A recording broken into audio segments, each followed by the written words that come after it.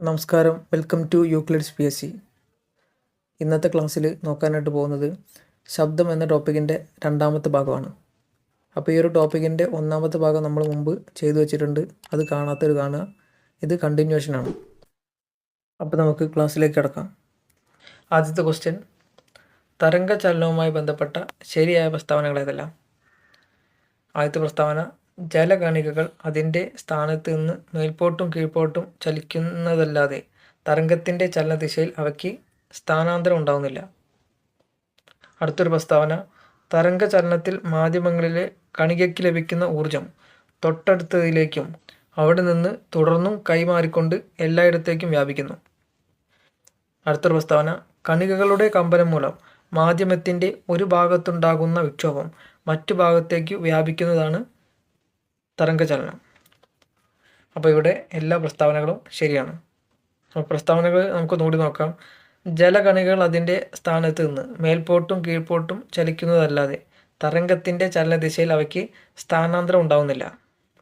അപ്പോൾ ഇവിടെ പറയുന്നത് എളുപ്പം മനസ്സിലാക്കാൻ വേണ്ടിയിട്ട്, നമ്മളൊരു കുളത്തിലൊക്കെ പോയിട്ട് കല്ലിട്ട് കഴിഞ്ഞാൽ അവിടെ ഒരു വേവ്സ് ഉണ്ടാവും ആ വെള്ളത്തിൽ. അപ്പോൾ ആ ഒരു വേവ്സ് ഉണ്ടാകുമ്പോൾ ആ ഒരു വേവ് ഇങ്ങനെ പോവുകയല്ല ചെയ്യുന്നത്, പകരം ജലകണികൾ അതിൻ്റെ സ്ഥാനത്ത് നിന്ന് മേൽപോട്ടും കീഴ്പോട്ടും ചലിക്കുകയാണ് ചെയ്യുന്നത്.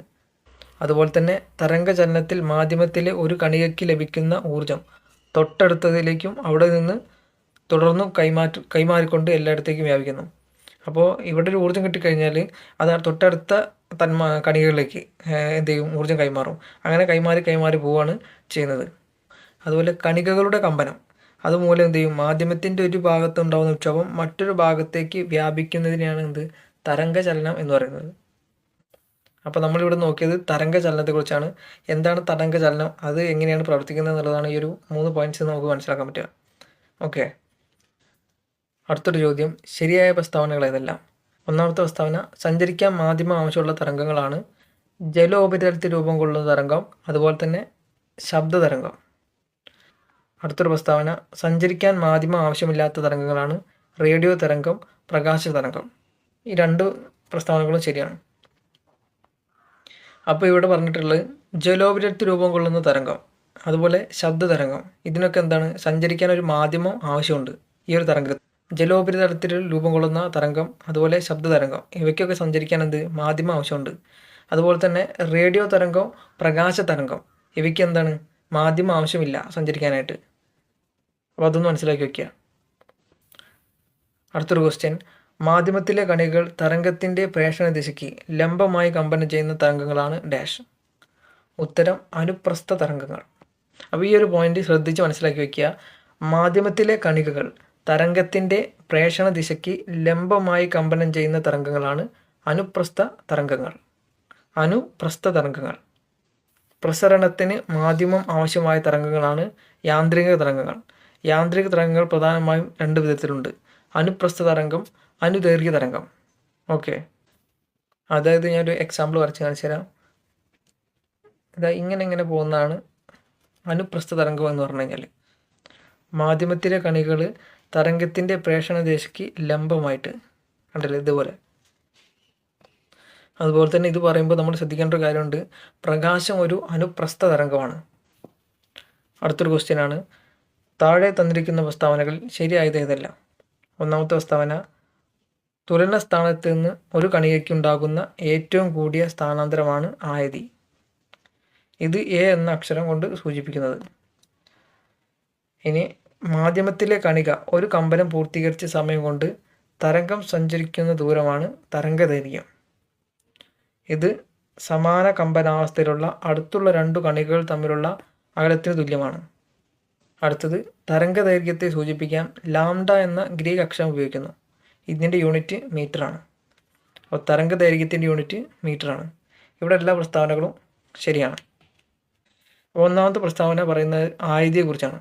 ആയതി എന്ന് പറഞ്ഞു കഴിഞ്ഞാൽ നമ്മളിപ്പോൾ ഇങ്ങനെ വരച്ചില്ലേ, അപ്പോൾ ഇതിന്ന് ഇവിടെ നിന്ന് ഇങ്ങോട്ടുള്ള ഒരു ദൂരമാണ് ആയതി എന്ന് പറഞ്ഞു കഴിഞ്ഞാൽ. അതുപോലെ രണ്ടാമത്തെ പ്രസ്താവന പറയുന്നത്, മാധ്യമത്തിലെ കണികകൾ ഒരു കമ്പനം പൂർത്തീകരിച്ച സമയം കൊണ്ട് തരംഗം സഞ്ചരിക്കുന്ന ദൂരമാണ് തരംഗദൈർഘ്യം. ഇത് സമാന കമ്പനാവസ്ഥയിലുള്ള അടുത്തടുത്ത 2 കണികൾ തമ്മിലുള്ള അകലത്തിന് തുല്യമാണ്. എന്ന് വെച്ചാൽ ഇങ്ങനെയൊരു തരംഗമുള്ളത്, അപ്പോൾ ഈ തരംഗങ്ങൾ തമ്മിലുള്ള ഈ ഒരു അകലം ഉണ്ടല്ലോ, ഇതിനെയാണ് എന്ത് പറയുക, തരംഗ ദൈർഘ്യം എന്ന് പറയുന്നത്. അപ്പോൾ അതിനെ ലാംഡ എന്ന ഗ്രീക്ക് അക്ഷരം ഉപയോഗിച്ചാണ് പ്രസ്താവിക്കുന്നത്. അതിൻ്റെ യൂണിറ്റ് എന്ന് പറയുന്നത് മീറ്ററാണ്. അതുപോലെ തന്നെ ലാംഡ എന്ന് എഴുതുന്നത്, ലാംഡ എന്ന് എഴുതുന്നത് ഇങ്ങനെയാണ് അതിൻ്റെ ചിഹ്നം വരുന്നത്. ഓക്കെ, ഇങ്ങനെയാണ് ലാംഡയുടെ ചിഹ്നം വരുന്നത്. അപ്പോൾ അതിൻ്റെ യൂണിറ്റ് മീറ്ററാണ്. അപ്പോൾ ഒന്ന് മനസ്സിലാക്കി വയ്ക്കുക. അടുത്തൊരു ക്വസ്റ്റ്യൻ, താഴെ തന്നിരിക്കുന്ന പ്രസ്താവനകളിൽ ശരിയായത് ഏതെല്ലാം? ഒന്നാമത്തെ പ്രസ്താവന, തരംഗം സഞ്ചരിക്കുമ്പോൾ മാധ്യമത്തിലെ ഒരു കണിക ഒരു കമ്പനം പൂർത്തീകരിക്കാൻ എടുക്കുന്ന സമയമാണ് അതിൻ്റെ പീരിയഡ്. ഇത് ടി എന്ന അക്ഷരം കൊണ്ടാണ് സൂചിപ്പിക്കുന്നത്. പീരിയഡിൻ്റെ യൂണിറ്റ് സെക്കൻഡാണ്. അടുത്ത പ്രസ്താവന, ഒരു സെക്കൻഡിലുണ്ടാകുന്ന കമ്പനങ്ങളുടെ എണ്ണമാണ് ആവൃത്തി. അതുപോലെ ആവൃത്തിയുടെ യൂണിറ്റ് ഹെർട്സ് ആകുന്നു. അടുത്തൊരു പ്രസ്താവന, സ്ഥിരവേഗത്തിലുള്ള തരംഗത്തിൻ്റെ ആവൃത്തി കൂടുമ്പോൾ തരംഗദൈർഘ്യം കുറയുന്നു. അതായത് ആവൃത്തി തരംഗദൈർഘ്യത്തിന് വിപരീത അനുപാതത്തിലായിരിക്കും. അപ്പോൾ ഇവിടെ എല്ലാ പ്രസ്താവനകളും ശരിയാണ്. അപ്പോൾ പ്രസ്താവന ഒന്നുകൂടി നോക്കാം. തരംഗം സഞ്ചരിക്കുമ്പോൾ മാധ്യമത്തിലെ ഒരു കണിക ഒരു കമ്പനം പൂർത്തീകരിക്കാൻ എടുക്കുന്ന സമയമാണ് അതിൻ്റെ പീരിയഡ്. അപ്പോൾ അത് കൃത്യമായിട്ട് തന്നെ പഠിച്ചു വയ്ക്കുക. തരംഗം സഞ്ചരിക്കുമ്പോൾ മാധ്യമത്തിലെ ഒരു കണിക ഒരു കമ്പനം പൂർത്തിയാക്കാൻ എടുക്കുന്ന സമയമാണ് അതിൻ്റെ പീരിയഡ്. ടി എന്ന അക്ഷരം കൊണ്ടാണ് അത് സൂചിപ്പിക്കുന്നത്. പീരിയഡിൻ്റെ യൂണിറ്റ് സെക്കൻഡാണ്. ഇനി അടുത്ത പ്രസ്താവന, ഒരു സെക്കൻഡിലുണ്ടാകുന്ന കമ്പനത്തിൻ്റെ എണ്ണമാണ് ആവൃത്തി. അത് നമ്മൾ മുന്നേ നോക്കിയതാണ്, നമുക്കറിയാം. അത് ഒരു സെക്കൻഡിലുണ്ടാകുന്ന കമ്പനത്തിൻ്റെ എണ്ണമാണ് ആവൃത്തി. ആവൃത്തിയുടെ യൂണിറ്റ് ഹെർട്സ് ആണ്, അത് നമുക്കറിയാം, നേരത്തെ നോക്കിയതാണ്. സ്ഥിരവേഗത്തിലുള്ള തരംഗത്തിൻ്റെ ആവൃത്തി കൂടുമ്പോൾ തരംഗദൈർഘ്യം കുറയുന്നു. അതായത് ആവൃത്തി തരംഗദൈർഘ്യത്തിന് വിപരീത അനുപാതത്തിലായിരിക്കും. ആവൃത്തി തരംഗദൈർഘ്യത്തിന് വിപരീത അനുപാതത്തിലായിരിക്കും. ഓക്കെ, അതായത് ആവൃത്തി കൂടിക്കഴിഞ്ഞാൽ തരംഗദൈർഘ്യം കുറയും. ഇനി തരംഗദൈർഘ്യം കൂടിക്കഴിഞ്ഞാൽ ആവൃത്തി കുറയും. അങ്ങനെയാണ്. അപ്പോൾ അത് മനസ്സിലായിട്ടുണ്ടാവും എന്ന് വിചാരിക്കുന്നു. അന്ന് നന്നായി തന്നെ ഒന്ന് മനസ്സിലാക്കി വയ്ക്കുക. അതുപോലെ മനസ്സിലാക്കേണ്ടതാണ്, ആവൃത്തി ഇസിക്കൽ ടു കമ്പനങ്ങളുടെ എണ്ണം ബൈ കമ്പനങ്ങൾ ഉണ്ടാക്കാൻ എടുക്കുന്ന സമയം. ആവൃത്തി കാണാനുള്ള ഇക്വേഷനാണ് കമ്പനങ്ങളുടെ എണ്ണം ബൈ കമ്പനങ്ങൾ ഉണ്ടാക്കാൻ എടുക്കുന്ന സമയം. ഒരു സെക്കൻഡ് കൊണ്ട് തരംഗം സഞ്ചരിക്കുന്ന ദൂരമാണ് തരംഗവേഗം. ഒരു സെക്കൻഡ് കൊണ്ട് തരംഗം സഞ്ചരിക്കുന്ന ദൂരമാണ് തരംഗവേഗം. അപ്പോൾ അത്രയും കാര്യങ്ങളൊക്കെ ഒന്ന് നോട്ട് ചെയ്ത് വയ്ക്കുക. ഇനി അടുത്തൊരു ചോദ്യം, ശരിയായ പ്രസ്താവന ഏതെല്ലാം? ആദ്യത്തെ പ്രസ്താവന, മാധ്യമത്തിലെ കണികകൾ തരംഗത്തിൻ്റെ സഞ്ചാരദിശയ്ക്ക് സമാന്തരമായി കമ്പനം ചെയ്യുന്ന ഇനം തരംഗങ്ങളാണ് അനുദൈർഘ്യ തരംഗങ്ങൾ. ഇവ മാധ്യമത്തിൽ ഉച്ചമർദ്ദ മേഖലകളും നീചമർദ്ദ മേഖലകളും രൂപപ്പെടുത്തി സഞ്ചരിക്കുന്നു. അപ്പോൾ ഇവിടെ രണ്ട് പ്രസ്താവനകളും ശരിയാണ്. അപ്പോൾ പറഞ്ഞ കാര്യം ഒന്നും ശ്രദ്ധിക്കുക. മാധ്യമത്തിലെ കണികകൾ തരംഗത്തിൻ്റെ സഞ്ചാരദിശയ്ക്ക് സമാന്തരമായി കമ്പനം ചെയ്യുന്നു. ഇങ്ങനെയുള്ള തരംഗങ്ങളാണ് അനുദൈർഘ്യ തരംഗങ്ങൾ. ഇവ മാധ്യമത്തിൽ ഉച്ചമർദ്ദ മേഖലകളും നീചമർദ്ദ മേഖലകളും രൂപപ്പെടുത്തി സഞ്ചരിക്കുന്നു. അപ്പോൾ ഈ രണ്ടാമത് പറഞ്ഞ പ്രസ്താവന ശരിക്കും നോക്കി വയ്ക്കുക. അനുദൈർഘ്യ തരംഗം മാധ്യമത്തിൽ ഉച്ചമർദ്ദ മേഖലകളും നീചമർദ്ദ മേഖലകളും രൂപപ്പെടുത്തി സഞ്ചരിക്കുന്നു. അതുപോലെ തന്നെ അടുത്തടുത്ത രണ്ട് മർദ്ദം കൂടിയ മേഖലകൾ തമ്മിലോ മർദ്ദം കുറഞ്ഞ മേഖലകൾ തമ്മിലോ ഉള്ള അകലമാണ് അനുദൈർഘ്യ തരംഗത്തിൻ്റെ തരംഗദൈർഘ്യമായി കണക്കാക്കുന്നത്. ഇനി അടുത്തത് നമ്മൾ കഴിഞ്ഞ ക്ലാസ്സിൽ നോക്കിയതാണ്, പക്ഷെ ഒന്നുകൂടി നമുക്ക് നോക്കാം. ഓരോ മാധ്യമത്തിലും എത്ര വേഗത്തിലാണ് ശബ്ദം സഞ്ചരിക്കുന്നത് നോക്കാം. അലുമിനിയത്തിൽ 6420 മീറ്റർ പെർ സെക്കൻഡിലാണ് ശബ്ദം സഞ്ചരിക്കുന്നത്. സ്റ്റീലിൽ 5941 മീറ്റർ പെർ സെക്കൻഡിലാണ് ശബ്ദം സഞ്ചരിക്കുന്നത്. ശുദ്ധജലത്തിൽ 1482 മീറ്റർ പെർ സെക്കൻഡ്. കടൽ ജലത്തിൽ 1522 മീറ്റർ പെർ സെക്കൻഡ്. വായുവിലൂടെ 343 മീറ്റർ പെർ സെക്കൻഡ്. ഇവിടെ ശ്രദ്ധിക്കണം, 20 ഡിഗ്രി സെൽഷ്യസിലാണ്. നമ്മൾ കഴിഞ്ഞ ക്ലാസ്സിൽ നോക്കിയത് അവിടെ 25 അങ്ങോട്ടാണ് തോന്നുന്നുണ്ട്. അവിടെ 347 നമ്മൾ കണ്ടത്, ഇവിടെ 343. അപ്പോൾ ചെറിയ ഡിഫറൻസ് ഒക്കെ വരും, അത് നോക്കണ്ട. അപ്പോൾ ഒന്ന് മനസ്സിലാക്കി വയ്ക്കുക. 343, 346 ചില ബുക്കിൽ കാണാറുണ്ട്. അതുപോലെ 347 നമ്മൾ നേരത്തെ നോക്കി. അപ്പോൾ അതൊന്ന് ജസ്റ്റ് മനസ്സിലാക്കി വയ്ക്കുക. അതുപോലെ ഹീലിയം 965 മീറ്റർ പെർ സെക്കൻഡ്. അപ്പോൾ അത്രയും കാര്യങ്ങളൊക്കെ ഒന്ന് നോട്ട് ചെയ്ത് വയ്ക്കുക. ചിലപ്പോൾ ഈ ഒരു ക്വസ്റ്റ്യൻ ഇങ്ങനെ ആയിരിക്കില്ല ചോദിക്കുക. പകരം ശബ്ദം ഏറ്റവും കൂടുതൽ സഞ്ചരിക്കുന്നത് ഏതിലൂടെയാണ് എന്നൊക്കെ ചോദിക്കും. അപ്പോൾ അതെങ്ങനെയെന്നുള്ളതൊന്ന് നോക്കാം. അപ്പോൾ ഏറ്റവും കൂടുതൽ ശബ്ദം വേഗത്തിൽ സഞ്ചരിക്കുന്നത് അലുമിനിയത്തിലൂടെയാണ്. അലുമിനിയം കഴിഞ്ഞാൽ ശബ്ദം ഏറ്റവും കൂടുതൽ വേഗത്തിൽ സഞ്ചരിക്കുന്നത് സ്റ്റീലിലൂടെയാണ്. സ്റ്റീൽ കഴിഞ്ഞാൽ ഏറ്റവും കൂടുതൽ വേഗത്തിലൂടെ സഞ്ചരിക്കുന്നത് കടൽ ജലത്തിലൂടെയാണ്. കടൽ ജലം കഴിഞ്ഞാൽ ഏറ്റവും കൂടുതൽ വേഗത്തിൽ സഞ്ചരിക്കുന്നത് ശുദ്ധജലത്തിലൂടെയാണ്. കടൽ ജലം കഴിഞ്ഞു കഴിഞ്ഞാൽ ഏറ്റവും കൂടുതൽ വേഗത്തിൽ സഞ്ചരിക്കുന്നത് ശുദ്ധജലത്തിലൂടെയാണ്. ശുദ്ധജലം കഴിഞ്ഞു കഴിഞ്ഞാൽ ഏറ്റവും കൂടുതൽ വേഗതയിൽ ശബ്ദം സഞ്ചരിക്കുന്നത് ഹീലിയത്തിലൂടെയാണ്. അത് കഴിഞ്ഞിട്ടാണ് വായു. ഓക്കെ, 343. അപ്പോൾ അത് ആ ഒരു ക്രമത്തിൽ തന്നെ ഇങ്ങനെ പഠിച്ചു വയ്ക്കുക. അടുത്തൊരു ചോദ്യം, താപനിലയും ശബ്ദവേഗവുമായി ബന്ധപ്പെട്ട ശരിയായ പ്രസ്താവനകൾ ഏതെല്ലാം? ഒന്നാമത്തത്, മാധ്യമങ്ങളുടെ താപനില വ്യത്യാസപ്പെടുമ്പോൾ അവയിലൂടെ ശബ്ദവേഗവും വ്യത്യാസം ഉണ്ടാകുന്നു. ഏതൊരു മാധ്യമത്തിലും താപനില വർദ്ധിക്കുമ്പോൾ അതിലൂടെയുള്ള ശബ്ദവേഗം വർദ്ധിക്കുന്നു. അടുത്ത പ്രസ്താവന, 0 ഡിഗ്രി സെൽഷ്യസിലുള്ള വായുവിലൂടെ ശബ്ദം സഞ്ചരിക്കുന്നത് 331 മീറ്റർ/സെക്കൻഡ് വേഗത്തിലാണ്. അടുത്തത്, വായുവിൻ്റെ താപനില 20 ഡിഗ്രി സെൽഷ്യസ് ആകുമ്പോൾ ശബ്ദവേഗം 343 മീറ്റർ/സെക്കൻഡും 25 ഡിഗ്രി സെൽഷ്യസ് ആകുമ്പോൾ 346 മീറ്റർ/സെക്കൻഡും ആയും ഉയരുന്നു. അപ്പോൾ ഇവിടെ എല്ലാ പ്രസ്താവനകളും ശരിയാണ്. പ്രസ്താവന പറയുന്ന കാര്യങ്ങൾ എന്തൊക്കെ നോക്കാം. മാധ്യമങ്ങളുടെ താപനില വ്യത്യാസപ്പെടുമ്പോൾ അവയിലൂടെയുള്ള ശബ്ദവേഗത്തിനും വ്യത്യാസം ഉണ്ടാകുന്നു. ഏതൊരു മാധ്യമത്തിനും താപനില വർദ്ധിക്കുമ്പോൾ അതിലൂടെയുള്ള ശബ്ദവേഗം വർദ്ധിക്കുന്നു. താപനില വർദ്ധിക്കുമ്പോൾ ശബ്ദവേഗവും വർദ്ധിക്കുന്നു. നമ്മൾ നേരത്തെ അത് പഠിച്ചതാണ്. അപ്പോൾ ഇത് നോട്ട് ചെയ്ത് വയ്ക്കുക. താപനില വർദ്ധിക്കുമ്പോൾ അതിലൂടെയുള്ള ശബ്ദവേഗവും വർദ്ധിക്കുന്നു. അതുപോലെ 0 ഡിഗ്രി സെൽഷ്യസിൽ ഉള്ള വായുവിലൂടെ ശബ്ദം സഞ്ചരിക്കുന്നത് 331 മീറ്റർ/സെക്കൻഡ് വേഗത്തിലാണ്. 0 ഡിഗ്രി സെൽഷ്യസിൽ 331 മീറ്റർ/സെക്കൻഡ് വേഗം. അതുപോലെ 20 ഡിഗ്രി സെൽഷ്യസിലാണെങ്കിൽ 343 മീറ്റർ/സെക്കൻഡ്. ഇനി 25 ഡിഗ്രി സെൽഷ്യസ് ആണെന്നുണ്ടെങ്കിൽ 346 മീറ്റർ/സെക്കൻഡിലും. അപ്പോൾ ഒരു വ്യത്യാസം മനസ്സിലാക്കി വയ്ക്കുക.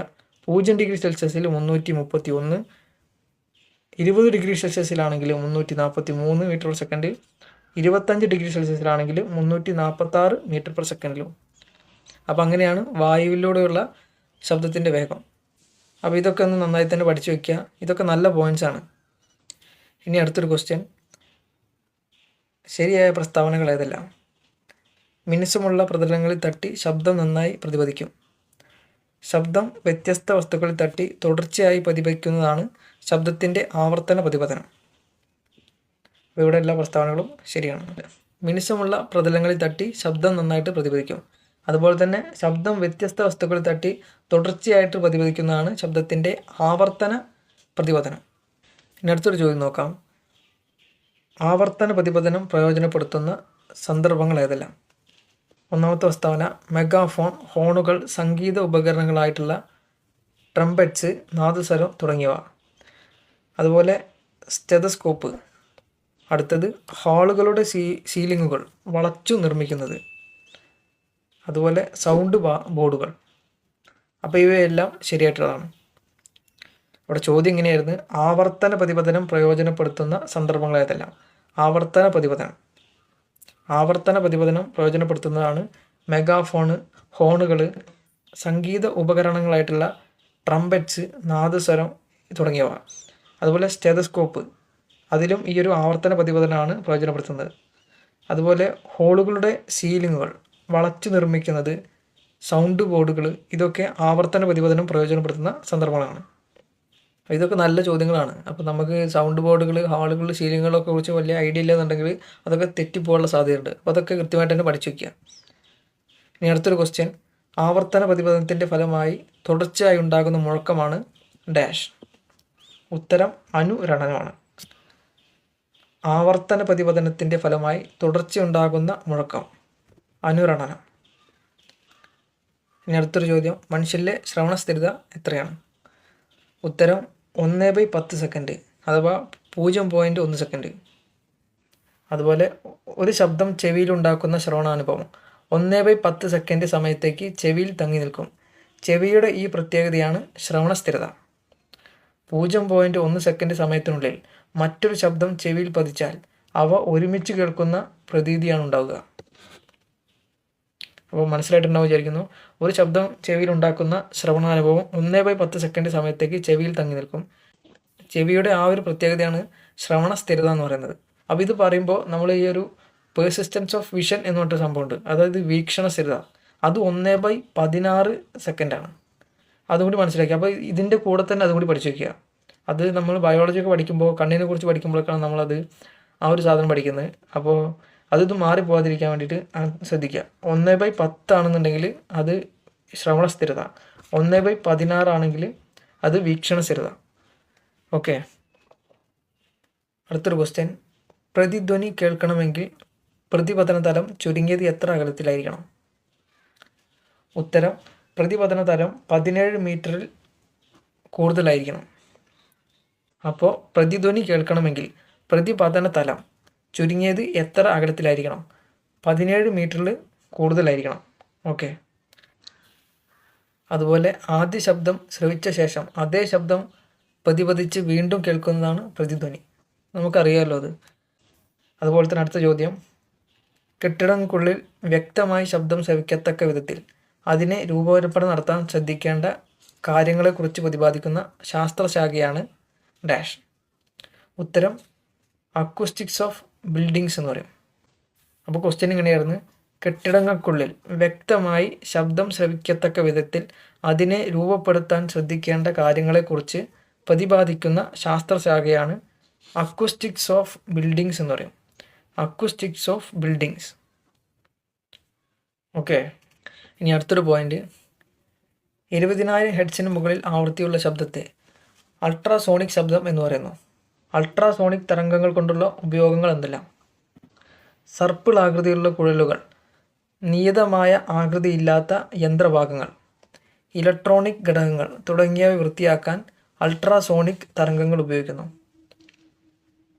രണ്ടാമത്തെ പ്രസ്താവന.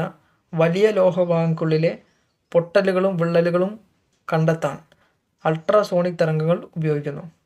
അപ്പോൾ ഇവിടെ 2 പ്രസ്താവനകളും ശരിയാണ്. അപ്പോൾ ഇവിടെ ചോദ്യം ഒന്നും കൂടി ശ്രദ്ധിക്കുക. 20,000 ഹെർട്സിന് മുകളിൽ ആവൃത്തിയുള്ള ശബ്ദമാണ് അൾട്രാസോണിക്, അത് നമുക്കറിയാം. അതുപോലെ തന്നെ അൾട്രാസോണിക് തരംഗങ്ങൾ കൊണ്ടുള്ള ഉപയോഗങ്ങൾ എന്തെല്ലാം എന്നാണ് ചോദിച്ചിട്ടുള്ളത്. സർപ്പിൾ ആകൃതിയിലുള്ള കുഴലുകൾ, നിയതമായ ആകൃതിയില്ലാത്ത യന്ത്രഭാഗങ്ങൾ, ഇലക്ട്രോണിക് ഘടകങ്ങൾ തുടങ്ങിയവ വൃത്തിയാക്കാനായിട്ട് അൾട്രാസോണിക് സൗണ്ട് ഉപയോഗിക്കുന്നു. അത് വ്യക്തമായി തന്നെ നോട്ട് ചെയ്ത് വയ്ക്കുക. അതുപോലെ തന്നെ വലിയ ലോഹഭാഗങ്ങൾക്കിടയിലെ പൊട്ടലുകളും വിള്ളലുകളും കണ്ടെത്താൻ അൾട്രാസോണിക് തരംഗങ്ങൾ ഉപയോഗിക്കുന്നു. വലിയ ലോഹഭാഗങ്ങൾക്കുള്ളിലെ പൊട്ടലുകളും വിള്ളലും കണ്ടെത്താൻ അൾട്രാസോണിക് തരംഗങ്ങൾ ഉപയോഗിക്കുന്നു. താഴെ തന്നിരിക്കുന്നവയിൽ അൾട്രാസോണിക് തരംഗങ്ങൾ കൊണ്ടുള്ള ഉപയോഗങ്ങൾ എന്തെല്ലാം? ഒന്നാമത്തത് എക്കോ കാർഡിയോഗ്രഫി, രണ്ടാമത്തത് അൾട്രാസോണോഗ്രഫി, മൂന്നാമത്തത് വൃക്കയിലെ ചെറിയ കല്ലുകൾ പൊടിച്ചു കളയാൻ അൾട്രാസോണിക് തരംഗങ്ങൾ ഉപയോഗിക്കുന്നു. അതുപോലെ സോണാറിൽ നമ്മൾ എന്ത് ഉപയോഗിക്കുന്നു? അൾട്രാസോണിക് തരംഗങ്ങൾ ഉപയോഗിക്കുന്നു. അപ്പോൾ ഇവയെല്ലാം ശരിയായിട്ടുള്ള പ്രസ്താവനയാണ്. അൾട്രാസോണിക് തരംഗങ്ങൾ കൊണ്ടുള്ള ഉപയോഗങ്ങളാണ്. നേരത്തെ പറഞ്ഞത് തന്നെയാണ്. അതുപോലെ തന്നെ വേറെയുണ്ട്. എക്കോ കാർഡിയോഗ്രഫി, അൾട്രാസോണോഗ്രഫി, വൃക്കയിലെ ചെറിയ കല്ലുകൾ പൊടിച്ചു കളയാൻ, അതുപോലെ സോണാർ. ഇവയിലെല്ലാം നമ്മൾ എന്ത് ഉപയോഗപ്പെടുത്തുന്നുണ്ട്? അൾട്രാസോണിക് തരംഗങ്ങൾ ഉപയോഗപ്പെടുത്തുന്നുണ്ട്. ഇനി അടുത്തത് അൾട്രാസോണിക് ശബ്ദം പ്രയോജനപ്പെടുത്തി ഇരപിടിക്കുന്ന ജീവിയാണ് ഡാഷ്. വവ്വാലാണെന്ന് നമുക്കറിയാം, എല്ലാവർക്കും അറിയാം. അൾട്രാസോണിക് ശബ്ദം പ്രയോജനപ്പെടുത്തുന്ന ജീവിയാണ് വവ്വാല്. സോണാറിനെ കുറിച്ച് നമുക്ക് നോക്കാം. സോണാർ എന്ന് പറഞ്ഞാൽ സൗണ്ട് നാവിഗേഷൻ ആൻഡ് റേഞ്ചിങ്, അതാണ് അതിൻ്റെ ഫുൾ ഫോം. അതുപോലെ തന്നെ അൾട്രാസോണിക് തരംഗങ്ങൾ ഉപയോഗിച്ച് ജലത്തിനടിയിലുള്ള വസ്തുക്കളിലേക്കുള്ള അകലം, അവയുടെ ദിശ, വേഗം എന്നിവ കണ്ടെത്താൻ ഉപയോഗിക്കുന്ന ഉപകരണമാണ് സോണാർ. ഒരു കപ്പലിൽ ഘടിപ്പിച്ചിരിക്കുന്ന സോണാറിൽ നിന്ന് ഉത്ഭവിച്ച് കടലിൻ്റെ അടിത്തട്ടിലേക്കുള്ള ഒരു വസ്തുവിൽ തട്ടി പ്രതിപദിച്ചു വരുന്ന അൾട്രാസോണിക് തരംഗങ്ങളുടെ ചിത്രീകരണമാണ് സോണാറിൽ സംഭവിക്കുന്നത്. വസ്തുവിൽ തട്ടി പ്രതിപദിച്ചു വരുന്ന അൾട്രാസോണിക് തരംഗങ്ങൾ സോണാറിലെ ഡിറ്റക്ടറിൽ എത്തുകയും ഡിറ്റക്ടർ അവയെ വൈദ്യുത സിഗ്നലുകളാക്കി മാറ്റുകയും ചെയ്യുന്നു. അപ്പോൾ ഇതാണ് സോണാറിനെ കുറിച്ച് പറയാനുള്ളത്.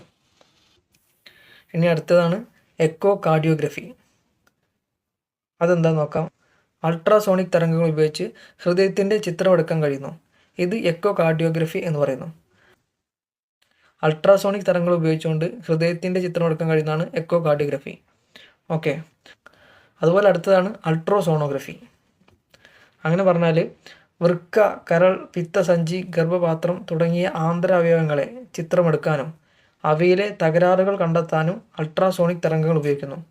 ശരീരകലകളിലൂടെ സഞ്ചരിക്കുന്ന അൾട്രാസോണിക് തരംഗങ്ങൾ ശരീരകലകളിലെ സാന്ദ്രത വ്യത്യാസത്തിലുള്ള മാർഗങ്ങളിൽ തട്ടി പ്രതിപദിക്കുന്നു. ഈ തരംഗങ്ങളെ വൈദ്യുത സിഗ്നലുകളാക്കി മാറ്റി അവയവത്തിൻ്റെ ചിത്രം രൂപപ്പെടുന്നു. ഈ സാങ്കേതിക വിദ്യയാണ് അൾട്രാസോണോഗ്രഫി.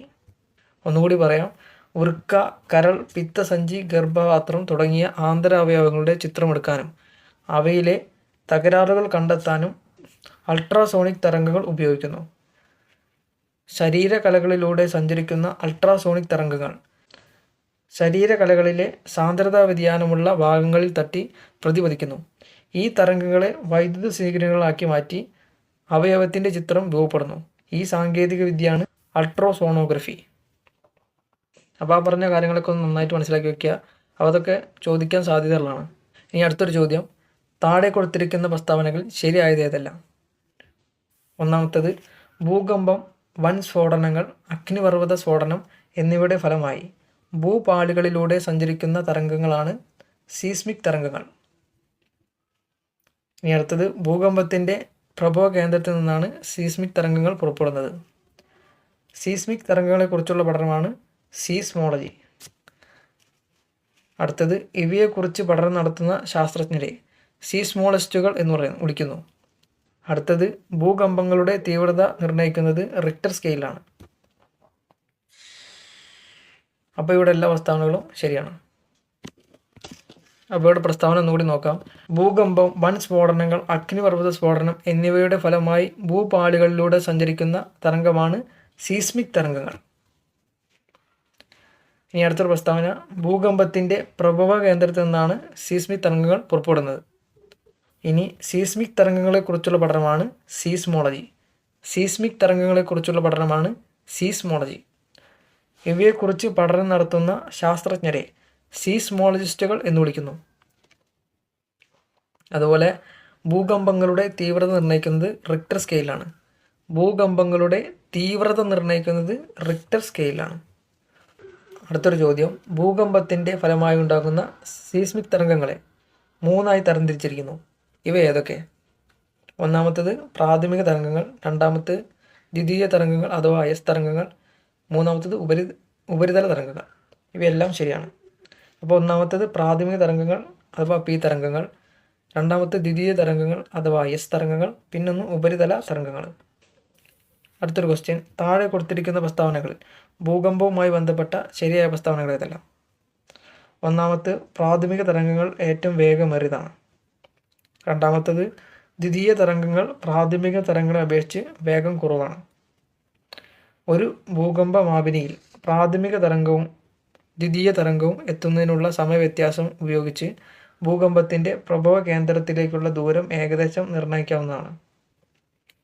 അടുത്തത്, ഭൂകമ്പത്തിൻ്റെ അളവ് നിർണ്ണയിക്കുന്നത് സീസ്മോഗ്രാഫിലെ ആയതിയുടെ അളവിനെ അടിസ്ഥാനമാക്കിയാണ്. അപ്പോൾ ഇവിടെ എല്ലാ പ്രസ്താവനകളും ശരിയാണ്. അപ്പോൾ പ്രസ്താവനകൾ ഒന്നുകൂടി പറയാം. പ്രാഥമിക തരംഗങ്ങൾ ഏറ്റവും വേഗമേറിയവയാണ്. ദ്വിതീയ തരംഗങ്ങൾക്ക് പ്രാഥമിക തരംഗങ്ങളെ അപേക്ഷിച്ച് വേഗത കുറവാണ്.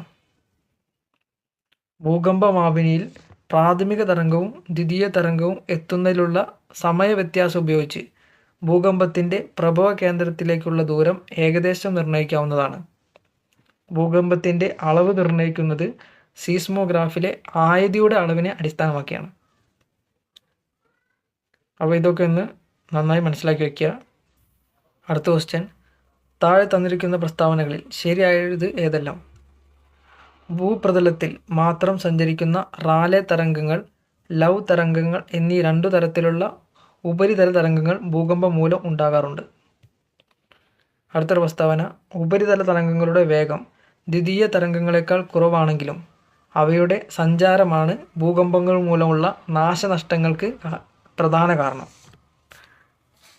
കേരളത്തിൽ തീവ്ര ഭൂകമ്പങ്ങൾക്ക് സാധ്യത കുറവാണ്. അപ്പോൾ ഈ പ്രസ്താവനകളെല്ലാം ശരിയാണ്.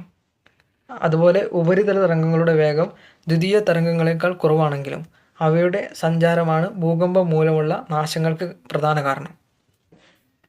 അതായത് ഉപരിതല തരംഗങ്ങളാണ് ഏറ്റവും കൂടുതൽ നാശനഷ്ടം ഉണ്ടാക്കുന്നത്. കേരളത്തിൽ തീവ്ര ഭൂകമ്പങ്ങൾക്ക് സാധ്യത കുറവാണ്. ഇനി അടുത്തൊരു ക്വസ്റ്റ്യനാണ്, കേരളത്തിൽ സുനാമി ഉണ്ടായത് എന്ന്. 2004 ഡിസംബർ 26. അപ്പോൾ കേരളത്തിൽ സുനാമി ഉണ്ടായത് 2004 ഡിസംബർ 26-നാണ്. അതുപോലെ സുനാമി മുന്നറിയിപ്പ് സംവിധാനമാണ് ഡാർട്ട്. സുനാമി മുന്നറിയിപ്പ് സംവിധാനം ഏതാണെന്ന് വെച്ച് കഴിഞ്ഞാൽ ഡാർട്ടാണ്. അപ്പോൾ അതിൻ്റെ പൂർണ്ണരൂപം എങ്ങനെയാണ്? Deep ocean assessment and reporting of tsunami. Deep ocean assessment and reporting of tsunami. Okay, അപ്പോൾ ഇത്രയും കാര്യങ്ങളാണ് ശബ്ദവുമായി ബന്ധപ്പെട്ട ഈ ഒരു ടോപ്പിക്കിൽ നമുക്ക് നോക്കാനായിട്ടുണ്ടായിരുന്നത്. അതുപോലെ തന്നെ മറ്റ് ടോപ്പിക്കുമായി ബന്ധപ്പെട്ട ക്ലാസ്സുകൾ നമ്മൾ ഓൾറെഡി ചെയ്തു വെച്ചിട്ടുണ്ട്. അപ്പോൾ അത് കാണാത്തവർ അത് കാണാം. അതുപോലെ നിങ്ങൾക്ക് ഈ ഒരു ക്ലാസ് ഉപകാരപ്പെടുമെന്ന് തോന്നുകയാണെങ്കിൽ സബ്സ്ക്രൈബ് ചെയ്യുന്ന കാര്യം ഒന്ന് പരിഗണിക്കുക. അതുപോലെ തന്നെ ലൈക്ക് ചെയ്യുക, ഷെയർ ചെയ്യുക, നിങ്ങളുടെ അഭിപ്രായങ്ങൾ കമൻറ്റ് ബോക്സിൽ അറിയിക്കുക. അപ്പോൾ അടുത്തൊരു വീഡിയോയിൽ കാണാം.